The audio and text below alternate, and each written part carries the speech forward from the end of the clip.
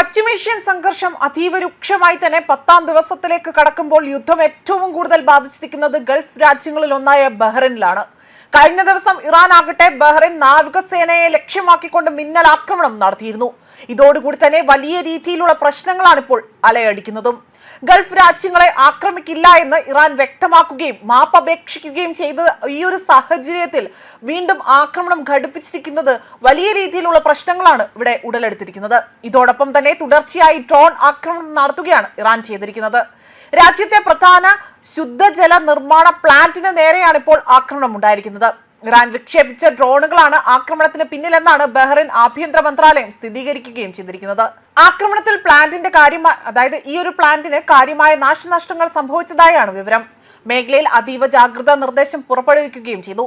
അതേസമയം ഇറാന്റെ ആക്രമണത്തിൽ ജലവിതരണത്തെ ബാധിച്ചിട്ടില്ല എന്നതാണ് ബഹ്റൈന്റെ ജല അതോറിറ്റി അറിയിച്ചിരിക്കുന്നതും.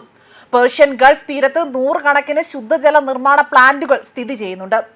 ഈ മേഖലയിലെ അറബ് രാജ്യങ്ങൾ കുടിവെള്ളത്തിനായി തന്നെ ഈ പ്ലാന്റുകളെ ആണ് ആശ്രയിക്കുന്നതും.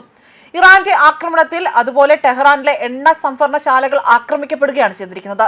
ടെഹ്റാനിലെ ഷഹർ ഇ റഫ് റിഫൈനറി കോംപ്ലക്സ് ആണ് ഇപ്പോൾ ആക്രമിക്കപ്പെട്ടതായി തന്നെ, അതായത് ഈ ഇടങ്ങളിലെല്ലാം തന്നെ വലിയ രീതിയിലുള്ള വൻകിട സംഭരണ ടാങ്കുകൾക്ക് നേരെയാണ് ആക്രമണം ഉണ്ടായിരിക്കുന്നത്.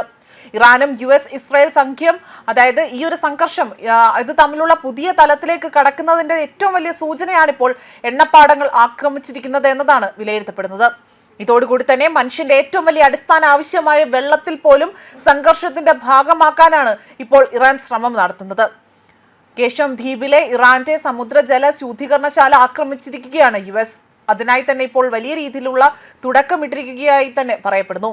തെക്കൻ ഇറാനിലെ സമുദ്രജല ശുദ്ധീകരണശാല അമേരിക്ക തകർത്തുവെന്ന ഇറാൻ വിദേശകാര്യ മന്ത്രി സെയ്ദ് അബ്ബാസ് അറാഖ്ചിയാണ് ഇപ്പോൾ കൂടുതലായി തന്നെ ആരോപണം ഉന്നയിക്കുന്നത്. ഇതോടുകൂടി തന്നെ സമീപത്തെ ഒട്ടേറെ ഗ്രാമങ്ങളിലേക്കുള്ള ജലവിതരണം തടസ്സപ്പെടുത്തുകയും ചെയ്തു. അതേസമയം പ്രസിഡന്റ് മസൂദ് പെസൻഷ്കിന്റെ ക്ഷമാപണത്തിന് ശേഷവും ഗൾഫ് രാജ്യങ്ങൾക്ക് നേരെ ശക്തമായ ആക്രമണമാണ് തുടരുന്നത്.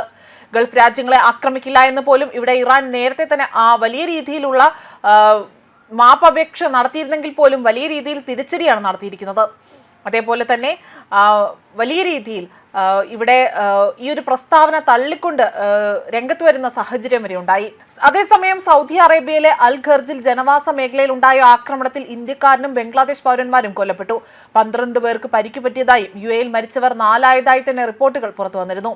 അതേപോലെ തന്നെ കഴിഞ്ഞ ദിവസം ദുബായിൽ വ്യോമസേനാ സംവിധാനം വെടിവെച്ചിട്ട് ഡ്രോൺ അവശിഷ്ടങ്ങൾ പതിച്ചുകൊണ്ട് പാകിസ്ഥാൻ പൗരൻ മരിച്ചതായും വ്യക്തമാക്കുന്നു. കുവൈറ്റിൽ ഇന്നലെ അതിർത്തി സുരക്ഷാ സേനയിലെ 2 പേർ കൊല്ലപ്പെടുകയും കുവൈറ്റ് വിമാനത്താവളത്തിലും ആക്രമണങ്ങൾ ഉണ്ടായതായി തന്നെ റിപ്പോർട്ടുകൾ സൂചിപ്പിക്കുന്നു. സൗദിയിലെ റിയാദിൽ വിദേശ എംബസികൾ സ്ഥിതി ചെയ്യുന്ന മേഖലയ്ക്ക് അവിടെ ഡ്രോണിനെയും വ്യോമ അതിർത്തി ലംഘിച്ചുകൊണ്ട് മറ്റ് 15 ഡ്രോണുകളെയും തകർത്തതായി തന്നെ ഇവിടെ ഇവർ സൂചിപ്പിക്കുകയാണ് ചെയ്തിരിക്കുന്നത്. ന്യൂസ് ഡെസ്ക് കർമ്മ ന്യൂസ്.